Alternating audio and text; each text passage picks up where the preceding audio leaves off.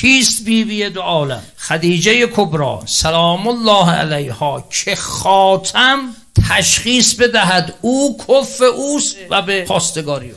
اولین همسری که وجود مقدس خاتم الانبیا به اختیار خودش اختیار فرمود بیبی دو عالم خدیجه کبری است سلام الله علیها. یه وقتی وجود مقدس خاتم به اختیار خودش به امر خدا همسری رو اختیار بوده و خیلی قصهش فرق میکند تا کسی را به زور بکنن تو خونه پیغمبر. در احادیث لیلت المعراج پیغمبر بفرماید منو برد جبرائیل برادرم کنار درختی که از او بهتر ندیدم در بهشت، یعنی نبود.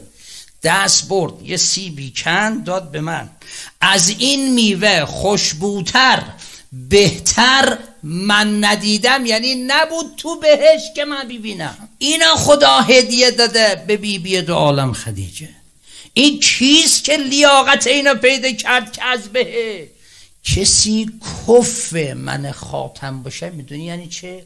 یعنی خدا امضا نکرد برای من که انک لعلی خلق عظیم، همسر منم لعلی خلق عظیم، منتها خوب پله جای خودش من جای خودم. یک دانه گوهر دارد در عوالم وجود خداوند عز و علا. کیست؟ صدیقه طاهره ام الائمه النجبا فاطمه الزهرا سلام الله علیها. عوالم را دیده دامن هیچ کس لیاقت این بیبی را ندارد الا ام المؤمنین خدیجه کبری. این دین را خاتم میگه دو تا چیز استوار کرد. یک، شمشیر اسدالله الغالب علی ابن ابی طالب. دو، مال خدیجه.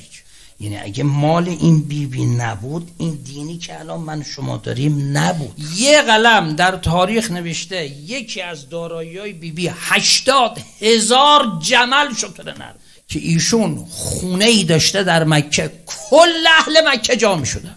از نظر پذیرایی سر سوزن کم و کس، خدم، حشم، کنیز، غلام. اینجور کسی رو اگر خاتم دست روش گذاشت به عنوان همسر، یعنی انک لعلی خلق عظیمی که خدا برای من امضا کرد، اینم همینه.